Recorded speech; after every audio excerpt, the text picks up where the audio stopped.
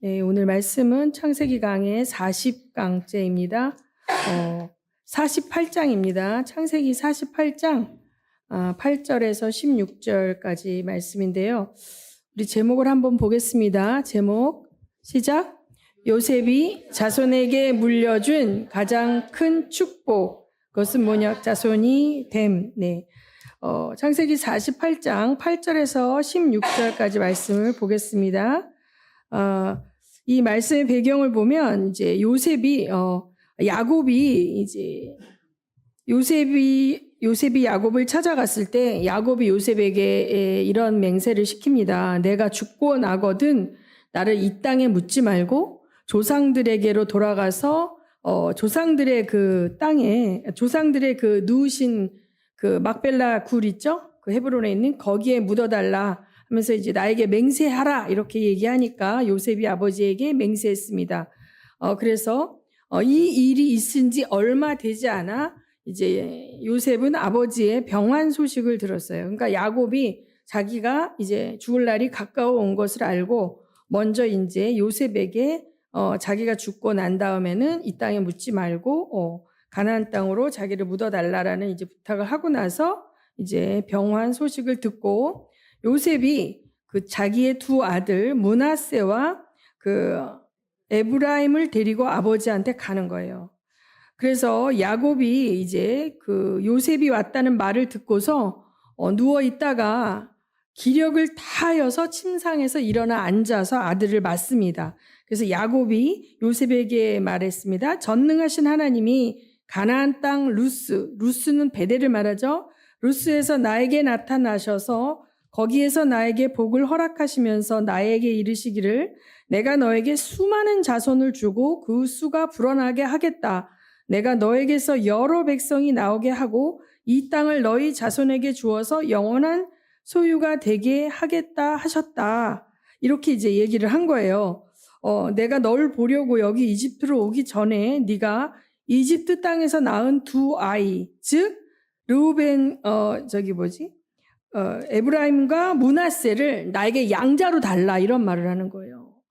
그러고 그 아이들 다음에 낳은 자식들은 너의 아들이 되지만 이 아이들은 형들과 함께 유산을 상속받는, 그러니까 학렬이 올라가는 거죠. 요셉의 학렬로 올라가는 거예요. 이제 그 이야기를 한 거예요. 그래서 그 이야기를 하고 난 다음에 이제 이 장면이 이제 이어지는 것입니다. 8절 읽습니다. 시작. 이스라엘이 요셉의 아들들을 보면서 물었다. 이 아이들이 누구냐? 요셉이 자기 아버지에게 대답하였다. 이 아이들은 여기에서 하나님이 저에게 주신 자식들입니다. 이스라엘이 말하였다. 아이들을 나에게로 가까이 데리고 오너라. 내가 아이들에게 축복하겠다. 이스라엘은 나이가 많았으므로 눈이 어두워서 앞을 볼 수 없었다. 요셉이 두 아들을 아버지에게로 이끌고 가니 아들이 그들에게 입을 맞추고 끌어안았다. 이스라엘이 요셉에게 말하였다. 내가 너의 얼굴을 다시 볼 것이라고는 생각도 못하였는데 이제 하나님은 내가 너의 자식들까지 볼 수 있도록 허락하셨구나. 요셉은 이스라엘의 무릎 사이에서 두 아이들을 물러나게 하고 땅에 얼굴을 대고 엎드려서 절을 하였다. 그런 다음에 요셉은 두 아이를 데려다가 오른손으로 에브라임을 이끌어서 이스라엘의 왼쪽에 서게 하고 왼손으로 므낫세를 이끌어서 이스라엘의 오른쪽에 서게 하였다. 그런데 이스라엘은 에브라임이 작은 아들인데도 그의 오른손을 에브라임의 머리 위에 얹고 므낫세는 맏아들인데도 그의 왼손을 므낫세의 머리 위에 얹었다. 야곱이 그의 팔을 엇갈리게 내민 것이다. 야곱이 요셉을 축복하였다. 나의 할아버지 아브라함과 아버지 이삭을 보살펴 주신 하나님, 내가 태어난 날로부터 오늘에 이르기까지 나의 목자가 되어주신 하나님, 온갖 어려움에서 나를 건져주신 천사께서 이 아이들에게 복을 내려주시기를 빕니다. 나의 이름과 할아버지의 이름, 아브라함과 아버지의 이름, 이삭이 이 아이들에게서 살아있게 하여 주시기를 빕니다. 이 아이들의 자손이 이 땅에서 크게 불어나게 하여 주시기를 빕니다. 네. 이 말씀을 이제 이렇게 기도하는 것까지 보고요. 요셉이 애굽에서 살 때 요셉은 야곱이 이끌고 온 그 형들과 베냐민과 이 이스라엘의 가족이 살고 있는 곳에서 살고 있지 않았어요. 그렇죠? 이 야곱의 가족들은 어느 땅에 살았어요? 고센 땅에 살았어요. 근데 이제 요셉의 아내, 요셉에 대한 이제 이야기를 보면 요셉의 아내는 누구라고 나오냐면 당연히 애굽 사람이었죠. 온의 제사장 보디베라의 딸 아스낫이라고 소개되어요. 그 다음에 요셉의 이름은, 애굽의 이름은 사브낫 바네아라는 이름을 갖고 살아요. 그러니까 요셉은 애굽에서 살면서 어떻게 살아요? 애굽 사람으로 살고 이 언약 백성과 함께 사는 게 아니라 어떻게 해요? 다른 곳에서 살아요. 그 지도를 좀 보여주실래요? 애굽 지도. 여기 보면 자 고센 땅이 보이죠? 고센 땅 옆에 온이라는 곳 보입니까? 온. 요셉의 제사장 보디베라 거주지가 여기거든요. 그러니까 이 온이라는 도시의 제사장인 보디베라의 딸 아스낫과 결혼을 했고, 그 다음에 이제 이 이집트 왕조의 수도는 여기 있습니다. 그 다음에 학소스 왕조는 여기 있고. 그래서 이 고센 땅, 날강 삼각주의 고센 땅과는 좀 떨어져 있는 곳에서 살고 있고, 이 요셉이 거주하는 곳의 문화는 이방 문화고 우상 숭배의 문화고 여호와 하나님과의 언약과는 상관이 없는 그냥 문화죠. 그 문화 속에서 에브라임과 므낫세도 어떻게 해요? 같이 살아가고 있었던 거예요. 그러니까 이 요셉에게 있어서 아버지가 돌아가시고 난 다음에 이제 형들과의 관계 회복에 대해서는 제가 지난번에 설교를 했고, 형들을 용서했고 자기가 왜 가족을 떠나서 애굽에 와야 했는지 그 하나님의 섭리 가운데에서 하나님의 관점으로 형들을 바라보면서 그 한계 속에 갇혀있는 형들에 대한 긍휼이 있어요. 그래서 원수 갚거나 이렇게 관계가 깨어지지 않아. 그런 가운데 요셉이 아마 생각했을 거예요. 자기의 자손들은 그 가족들과 섞여서 살고 있지 않잖아요. 그렇죠? 언약 백성들의 삶 속에서 함께 사는 것이 아니라 애굽 속에서 살고 있잖아요. 그렇기 때문에 이 아이들을 하나님의 축복, 그 축복으로 이 아이들을 언약의 유산을 함께 받게 해야 된다는 생각을 요셉은 했던 것 같아요. 그래서 야곱이 숨이 끊어지기 전에 에브라임과 이제 므낫세를 데리고 가서 축복을 하는데 난데없이 야곱이 뭐라 그래요? 얘네들을 나의 양자로 달라. 양자로, 손자가 아니라 아들처럼 얘기하는 거예요. 그리고 그 다른 형들과 함께 이 상속을 나누어 줄 것이다. 이렇게 얘기를 해요. 그래서 여러분이 나중에 이제 출애굽기 이후에 이제 가나안에 들어가게 되면 요셉 지파라고 나오지 않고 뭐라고 나와요? 에브라임 지파, 므낫세 지파라고 나옵니다. 그런데 여기서 이제 두 가지 이슈가 있죠. 이 아이들을 양자로 받았다.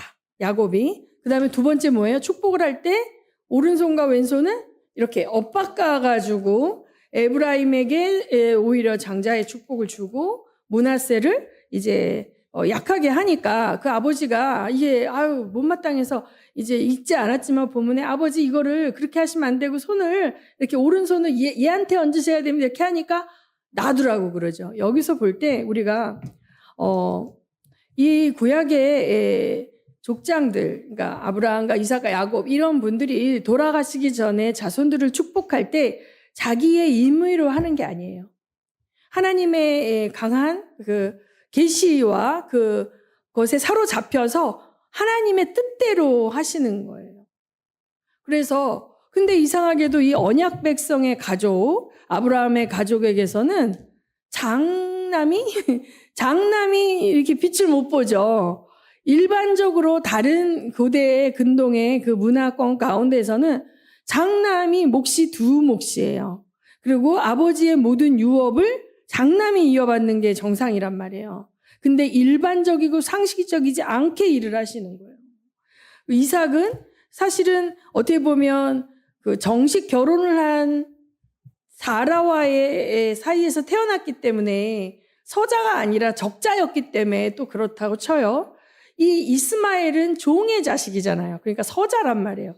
그래서 먼저 태어났어도 서자기 때문에 이삭이 언약을 이어받는다 치지만 리브가의 뱃속에서 쌍둥이가 있는데 야곱과 에서가 있는데 둘이 싸운다 그랬잖아요. 그랬을 때 태어나기도 전에 큰 자가 작은 자를 섬기리라 이렇게 말씀하셨어요.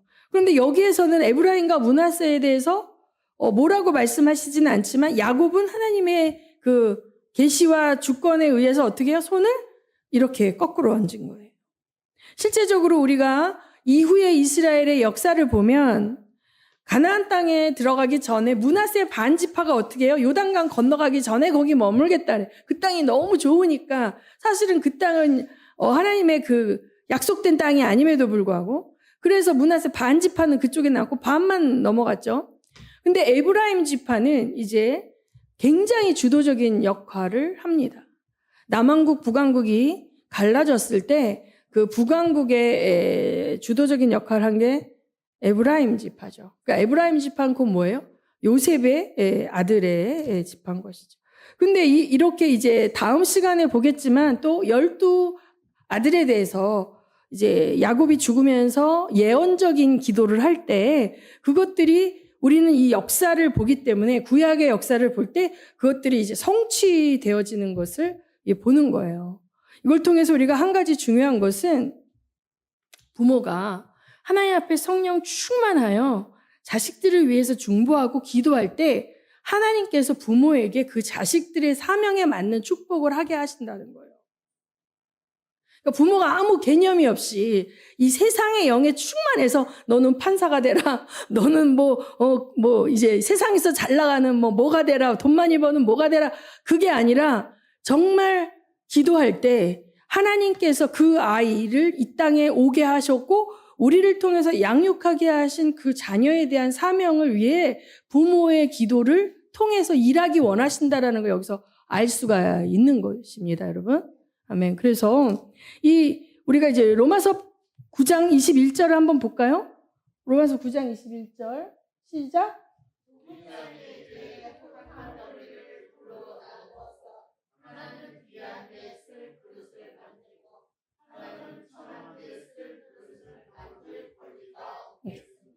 자, 이 말씀은 뭐냐면 이제 많은 사람들이 우리가 평등 사상 혹은 인본주의적 사고 방식을 가지고 성경을 읽다 보면 하나님 너무 불공평하다. 얘네들이 어떤 행위를 하지도 않았는데 편애를 한다. 에브라임과 므낫세 어떤 순리대로 할 때 장남에게 가야 할 권한을 거꾸로 이렇게 주고 뭔가 이런 것들이 되게 하나님 마음대로 하는 것 같은데 여기서 로마서의 사도 바울은 뭐라 그래요? 하나님의 주권적인 선택에 대해서 얘기해요. 여러분 한번 생각을 해보세요. 제가 이 컵을 돈 주고 샀다고 쳐봐요. 내가 이 컵을 돈 주고 내가 샀는데 내가 이 컵을 돈 주고 사서 물컵으로 쓰려고 그랬는데 물컵으로 쓰지 말고 그냥 책상에다 놔두고 여기다가 필기도구를 꽂아놔야지. 그렇게 얘기할 때 그렇게 바꿀 수 있죠. 내가 살 때의 의도와 이걸 실제적으로 사용할 때 바꿀 수 있는데 내가 이 컵한테 미안해. 내가 너를 물컵으로 쓰려고 그랬는데 미안하지만 너의 동의 없이 내가 너를 필기도구를 꽂는 그걸로 써야 되겠다. 미안하다. 이렇게 얘기합니까? 안 하죠. 그러니까 그것처럼 창조주 하나님께서 이 피조물에 대해서 글을 어떻게 쓰고자 하는 권한이 있다라는 걸 얘기하고 있는 거예요. 이거를 우리가 인정하지 않으면 성경을 읽다가 자꾸 넘어집니다. 이것을 잘 이해하셔야 돼요. 그런데 이제 그래서 저는 이 요셉 야곱이 갖고 있는 믿음이라는 것이 어쩌면 이 마지막 때를 살아가는 우리 부모들에게 하나님께서 주시는 어떤 롤 모델이 아닐까 싶은 거예요.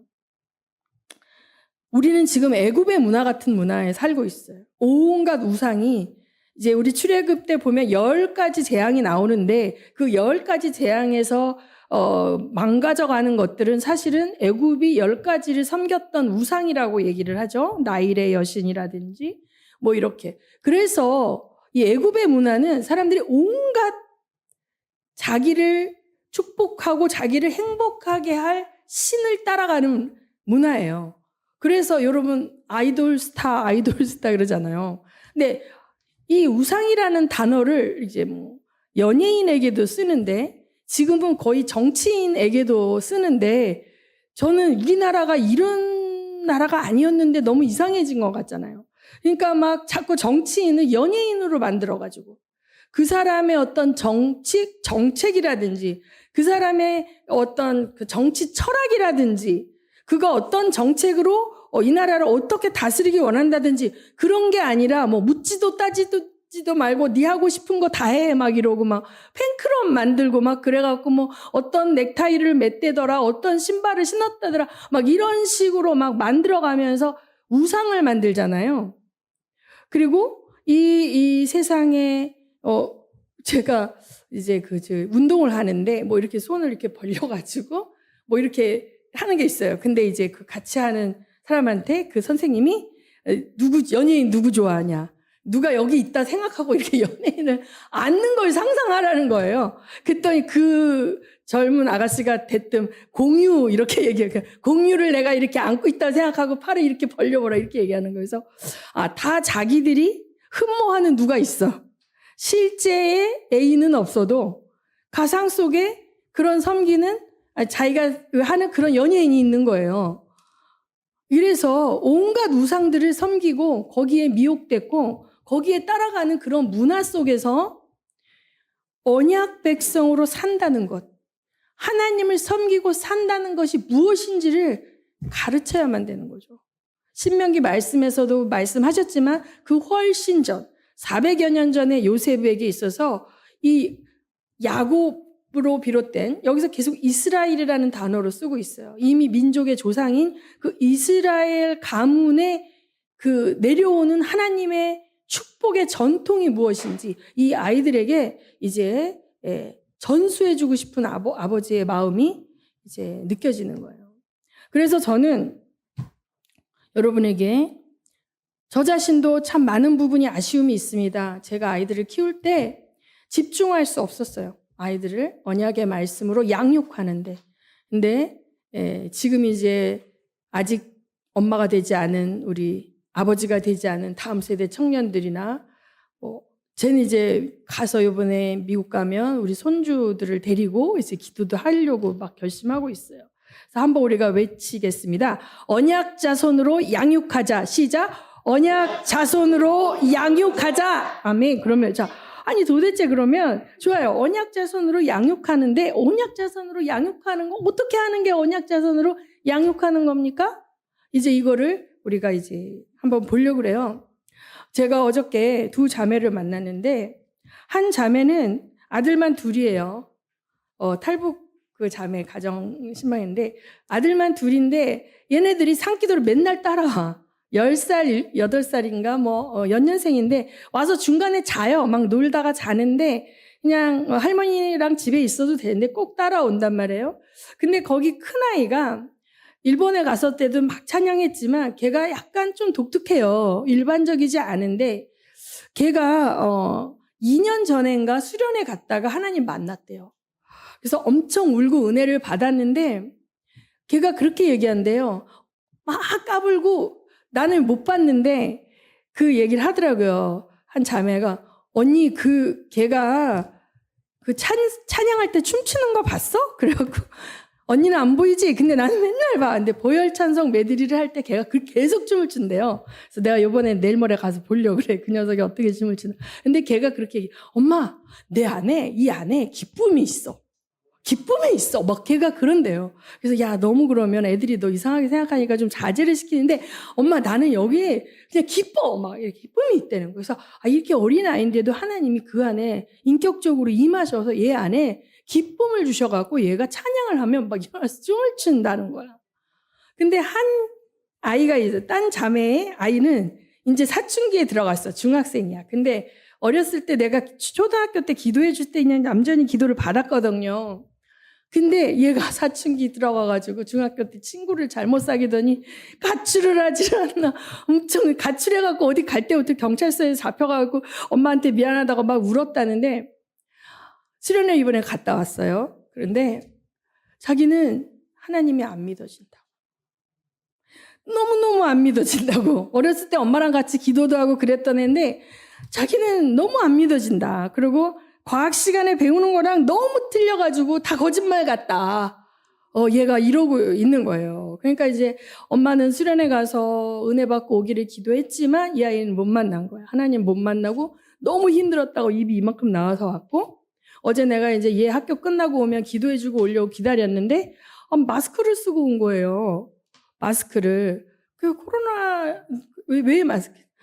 요새 마스크 쓰고 다녀요. 그래 왜 그랬더니 자기 얼굴 못생겨서 사람들한테 보여주고 싶지 않다고.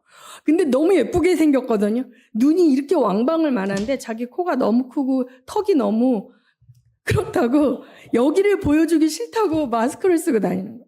그러니까 이 아이가 그 기독교 문화는 있었고 엄마랑 기도는 했지만 하나님을 만나지를 못하니까 세상 사람들의 가치로 자기 얼굴을 보는데 내가 볼 때 세상 사람들의 가치를 봐도 예쁜데 자기 안에 자존감이 너무 낮아서 자기 얼굴이 너무 수치스러워서 사람들한테 보여주기 싫다고 마스크를 쓰고 다니고 그리고 하나님이 죽어도 안 믿어진다고. 너무 안 믿어진다고. 근데 엄마가 지혜로워서 어쨌든 엄마하고 딸하고 관계가 너무 좋으니까 엄마를 믿니 안 믿니? 엄마 너 사랑하는 거 믿니? 아니 엄마 너 사랑하는 거 믿는다는 거지. 자기 엄마가 자기 사랑하는 거. 엄마 말이 거짓말이 아니라는 거 믿냐 그랬더니 엄마가 거짓말할 사람이 아니라는 거 믿는다. 그러면 엄마를 믿고 일단 하나님 계시다고 생각하고 같이 예배 드리고 그러자 해갖고 이제 교회도 가고 있고 매일 집에서 말씀 읽고 기도는 한대요. 엄마를 사랑하기 때문에 얘는 하나님이 도저히 안 믿어지는데 순종하면서 이렇게 가고 있는데 이제 때가 차면 하나님께서 만나 주실 줄 믿습니다. 그래서 이제 언약 자손으로 양육한다라는 것에 대해서 이제 몇 가지 내가 이제 골랐어요. 이제 제가 고른 게 아니라 어떤 이제 언약 자손으로 양육하라는 책이 우연히 제 책꽂이에서 눈에 띄어서 이걸 보면서 그러면 언약 자손으로 양육할 때 이 아이들을 어떻게 어떤 것들을 가르쳐야 되냐. 그랬을 때 첫 번째 한번 봅니다. 첫 번째. 하나하나 너무 이렇게 보면 잘 안 읽으시죠.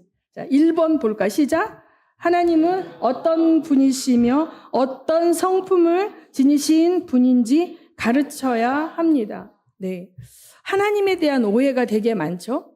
근데 하나님이 창조주 하나님이시고 모든 만물의 주인이 하나님이시고 그러니까 다른 종교에서 얘기하는 것처럼 내가 소원을 빌면 그 소원을 들어주는 신 정도로만 알면 안 되는 거예요. 그렇죠? 요새는 그런 신을 많이 따라갑니다. 사람들이. 자, 심지어 달 보고도 빌죠. 해 보고도 빌죠. 별똥별 보고도 빌고 동전에다가 뭘 던지면서도 빌고 그런데 하나님은 내가 모든 걸 빌 때 다 무조건 들어주는 분이 아니신 거예요. 하나님은 하나님 뜻이 계시고 하나님이 하시고자 하는 일이 있고 그분 독립적으로 그분의 인격이 있으신 그 하나님이란 말이에요. 그 하나님을 가르쳐야 돼요. 어떤 성품을 하나님 뭘 좋아하고 뭘 싫어하는지. 하나님은 창조주 하나님이고 통치자 하나님이고 하나님은 자기의 뜻이 있으시고 이걸 가르쳐야 된다는 거예요. 두 번째 시작. 죄의 심각성을 가르쳐야 합니다. 요새는 아이들을 너무 민주적으로 키우니까 아이들이 잘못했을 때도 그 책망하는 부분에 대해서 뭔가 약한 것 같아요. 그런데 성경은 명확하게 죄를 얘기합니다. 죄를 합리화시키면 안 되죠. 죄는 어떻게 해야 돼요? 회개해야 되는 거죠. 근데 회개를 하려면 어떻게 돼요? 죄가 죄인 줄 알아야 회개를 해야 돼. 그래서 죄의 심각성에 대해서 가르쳐야 되고, 세 번째로 연결이 되면 시작. 성경에서 회개하지 않는 죄인들의 최후에 대해 뭐라고 말하는지 가르쳐야 합니다. 네. 요새는 지옥 얘기 그런 거 안 하잖아요. 교회에서. 그런데 성경에서 말하고 있거든요. 회개하지 않는 자들은 어디 갑니까? 지옥 가요. 지옥 가요. 그게 하나님의 뜻이에요. 그걸 가르쳐야 돼, 아이들한테 명확하게. 네 번째, 시작. 거듭남과 구원에 대해서 가르쳐야 됩니다. 자, 요한복음 3장 3절에서 7절에 보면 한번 찾아주실래요? 요한복음 3장 3절 7절 시작.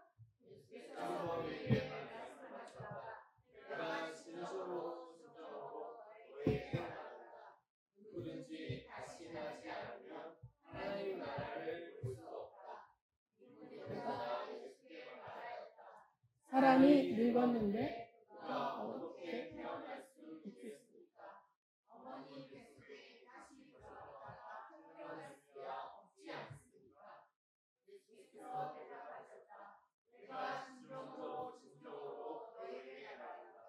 누구든지 물과 성령으로 나지 아니하면 하나님 나라에 들어갈 수가 없다.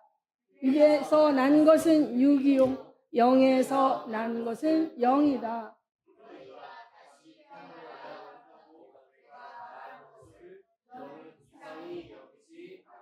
자, 이 말씀은 누구에게 하신 말씀이에요?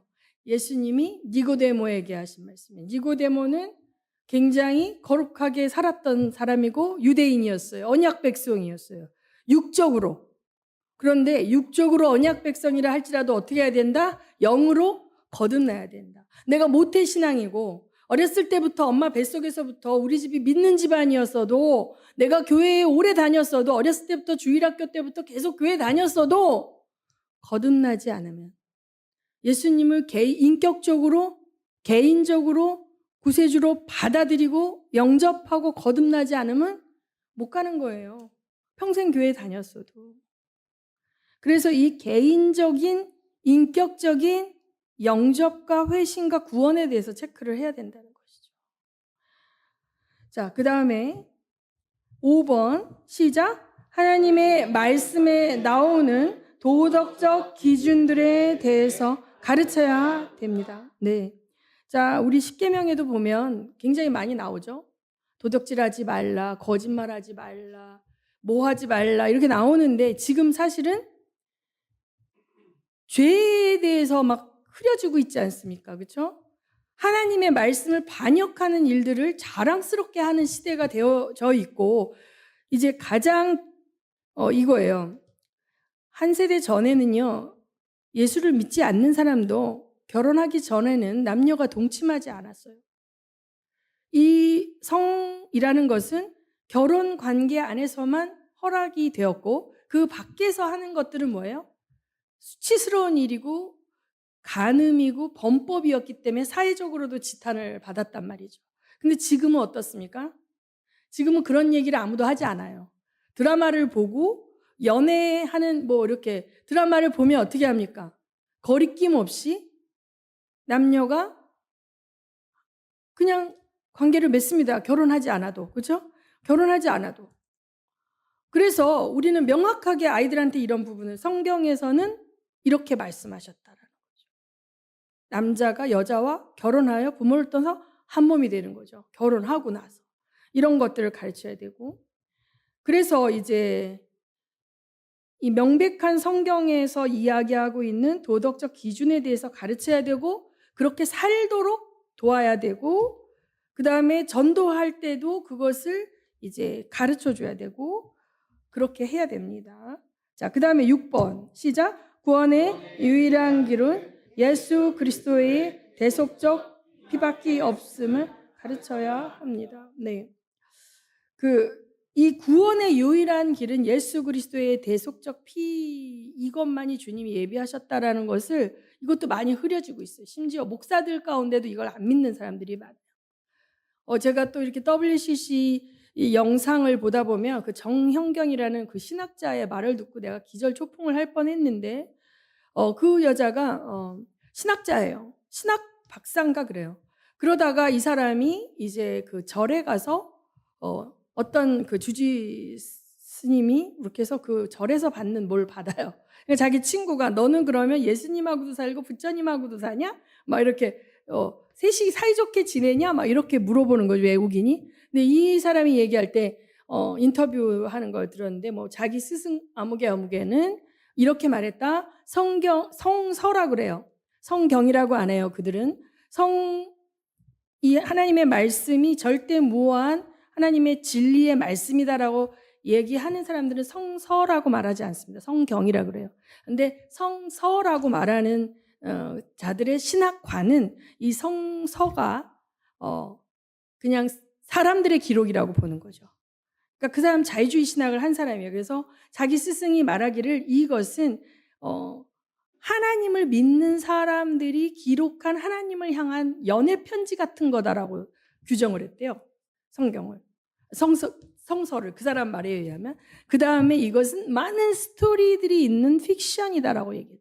지어낸 허구라는 거지. 그러니까 그런 생각을 갖고 있는 여자니까 신학 박사를 하면서 절에 가서 개를 박지 않겠어요? 종교 통합. 이제 그러한 사람들이 굉장히 영향력을 갖고 유명한 어떤 WCC라든지 이런 단체의 스피커들이 되고 그런 사람들이 이제 사회적으로 말을 할 때 모든 매스컴들이나 그런 사람들은 그 말을 맞다 그래요. 근데 오직 예수밖에는 구원이 없다 이렇게 말하면 어떻게 해요? 굉장히 종교 편향적이고 독선적인 신앙관이다 이렇게 얘기를 하는 거예요. 오직 예수밖에는 구원이 없다 얘기하면. 그런데 이 성경은 하나의 스토리고 하나의 신앙적인 연애 편지이기 때문에 여기에 뭐 그렇게 써 있어도 지금 다른 종교들 가운데에도 얼마든지 구원의 길이 있다. 이렇게 얘기하는 거죠. 2차 그 로잔 대회 때 하늘 꼭대기에 올라가는 길은 여러 길이 있다. 꼭 한 가지의 길만 있는 게 아니라 여러 가지의 길이 있기 때문에 각 종교마다 그 꼭대기에 이르는 길을 열심히 가도록 격려하라는 그런 식의 메시지도 내놨거든요. 내가 어저께 그 얘기했더니 그 자매가 목사님 그거 제가 맨날 이 언니가 나한테 전도할 때 제가 맨날 그렇게 얘기했어요. 그래서 그 얘기 어떻게 알았어? 어떤 책인가에서 읽었어요. 막 전도할 때 그걸 거절하는 왜 자꾸만 예수만 믿어야 구원이 있다 그래. 나는 나대로 나 열심히 살고 착하게 살고 나도 구원의 길을 내 나름대로 가고 있어. 이렇게 얘기하는 게 세상 기류잖아요. 그 때문에 우리 아이들한테 세상에서 학교 선생님이 됐던 어떤 존경하는 누가 됐던 다 그렇게 말해도 그거는 아니다라고 얘기할 수 있어야 되죠. 오직 예수 그리스도를 통한 구원만이 영생을 얻는 길이다라는 것을 다시 한번 강조하고 가르쳐야 돼요. 그 다음에 7번 시작. 예수 그리스도의 말씀과 그분에 대한 믿음이 있어야 함을 가르쳐야 합니다. 자, 제가 일본에 갔을 때 야스쿠니 신사 앞에 그 교회에 갔을 때 그 목사님이 엄청 자랑했어요. 우리 교회는 한국의 어느 교회와 교류하면서 많은 일들을 한다. 근데 그들은 예수의 사상, 박의 사상, 사람들을 사랑하고 원수를 사랑하고 이 사상을 엄청 막 숭고한 사상이야. 근데 예수는 선생이야. 예수의 말씀을 사랑하고요. 예수님의 삶처럼 살고 싶어 해도요, 구원이 없을 수 있어요. 예수님의 말씀을 사랑하고 예수님의 말씀 훌륭하다고 생각하는 사람들 많습니다. 불신자들 가운데. 그런데 그들이 왜 구원을 못 받아요? 예수가 하나님인 걸 모르는 거예요. 예수가 왜 왔는지 모르는 거야. 예수가 그렇게 살아서 너희들도 나처럼 살아. 그냥 삶의 모습의 롤 모델, 가난한 자들과 더불어 함께 살고 헌신하고 이렇게 사신 그 삶의 모습을 흉내내서 따라 살아라, 선배처럼 여겨라 라고 생각하고 예수를 따르는 사람이 얼마나 많은지 몰라요. 자유주의 신학은 거의 이렇게 예수를 얘기해요. 이것만. 그런데 우리는 예수가 누군지 정확하게 가르쳐야 돼요. 예수가 누구예요? 예수는 하나님이시죠. 그가 왜 오셨어요? 우리의 죄를 위하여 대신 죽으러 오셨어요. 대속적 죽음을 위해서 오셨어요. 이뿐만 아니라 이것을 기록해 놓은 성경의 예언들과 이것이 성취된 것들의 결과물들을 신약을 통해서 가르칠 수 있어야 돼요. 이렇게 되려면 아이들이 좀 커야 되겠죠.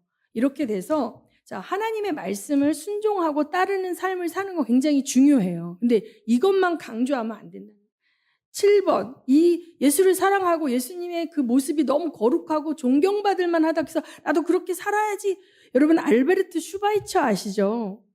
여러분 슈바이처가 아프리카로 가서 그분이 자유주의 신학자예요. 독일에서. 성서라고 얘기하는 그러한 신학관을 가진 사람이에요. 그렇게 얼마든지 살 수 있다니까요. 근데 정말 예수가 누군지 요한복음에 나오는 것처럼 그가 태초에 계신 말씀이며 자기 백성을 구원하러 오신 그 하나님의 아들이라는 것, 이거를 가르쳐야 됩니다. 자, 9번째 시작. 성화와 성결한 삶을 살아야 할 이유들에 대해서 가르쳐야 합니다. 많은 복음주의 교파들은 성화를 강조하지 않아요.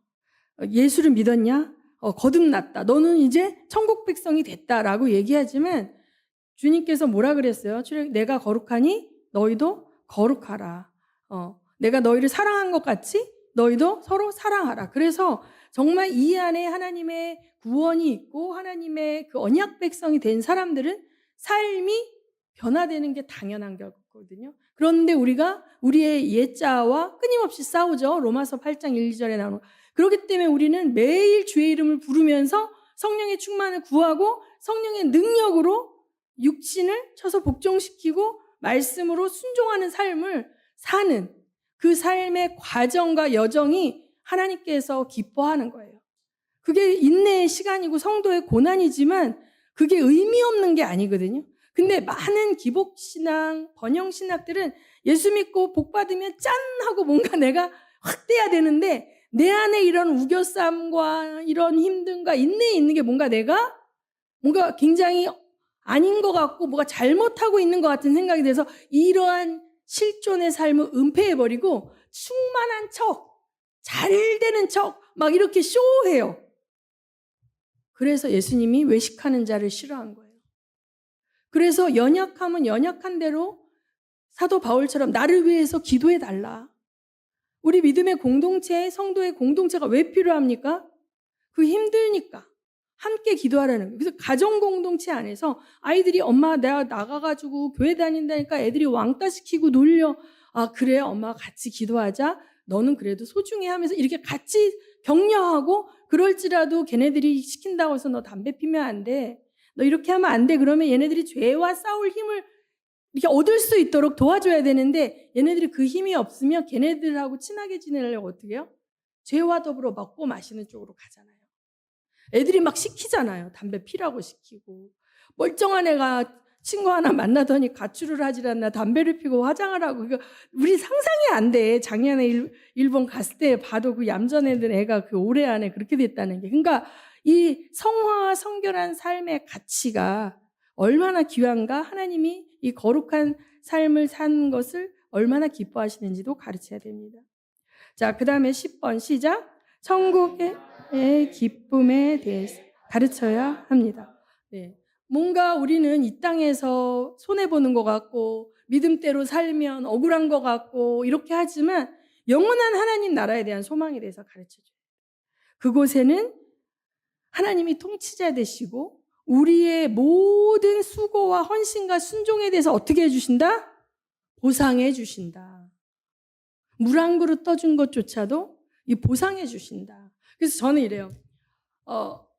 저 사람 저 나이에 또 막 이렇게 제가 이제 기도팀에 한 분이 연세가 저보다 많으신데 언니가 요양원에 가셨다가 나오셔서 6개월 정도로 언니를 이렇게 정말 대소변을 다 받고 하고 있다가 이제 돌아가시기 전에까지 이렇게 좀 돌봤는데 이번에 또 오빠가 와가지고 이렇게 하는 내가 속으로 하나님이 상급을 주시려고 예비하신다 이런 생각이 들었어요. 또 우리 기도팀 리더분이 큰 교회에 실버팀 하면서 그냥 정말 원래 태어나서부터 중산층 이상의 인텔리 부모 밑에 태어나고 뭐 고생하고 살았다 했지만 최하의 뭐 이런 고통을 한 적이 없는데 하나님이 나이 70에 아프리카 마다가스카르로 암 걸린 딸 선교사를 도우러 간단 말이에요. 아, 하나님이 우리를 진짜 사랑하시는 거예요. 상급 주려고. 하나님 앞에 섰을 때 멀뚱멀뚱 있지 않고 평생 주의 이름을 부르고 예배자로 살았던 사람에게 마지막 임팩트 있게 그냥 팍하니 주시려는 것 같아요. 제가 그렇게 느껴져요. 여러분, 그래서 억울해하지 마세요. 여러분, 억울해하지 마시고 이 관점을 바꿔서 하나님이 이걸 왜 허락하셨을까 하면, 이 티오가 나한테 왔네. 아, 밥하는 티오가 나한테 왔네. 설거지하는 게 나한테 왔네. 변화영 집사님, 오늘 설거지 하시느라 힘들었죠? 그래서 이렇게 설거지할 수 있는 교회가 은혜예요. 그렇죠? 밥하는 목사. 목사가 밥합니다, 우리 교회는. 자, 목사님에서 가방도 안 들고 막 비서 따라다니는 교회도 있지만 우리는 목사가 돼도 밥을 해야 되고 애기도 봐야 되고 청소도 해야 되고. 자, 상급이 같을까요? 다를까요? 다 쌓여 있을 줄 믿습니다. 저금돼 있을 줄 믿습니다. 여러분, 힘드시더라도 힘내시기 바랍니다. 아마 서진교회는 다른 교회에 없는 플러스 알파의 상급이 있을 거예요. 공동체를 위해서 육체 노동하고 보이지 않는 곳에서 이 적은 인력으로 이렇게 가기 위해서 여러분이 수고한 것들 주님이 갚아주시거든요. 아이들한테도 이걸 가르쳐야 돼요. 엄마, 쟤네들은 뭐 지네 맘대로 막 뭐도 하고 그러는데 엄마는 우리 예수 믿는다고 이것도 하지 말래 저것도 하지 말래 뭐 너무 속상해. 이게 여기서 잠깐 이렇게 한 게 영원한 나라에 가서는 완전 다르거든 하면서 아이들에게 천국 소망을 가르치시기 바랍니다. 관점을, 영원한 나라의 관점을 넣어주시기 바랍니다. 아멘.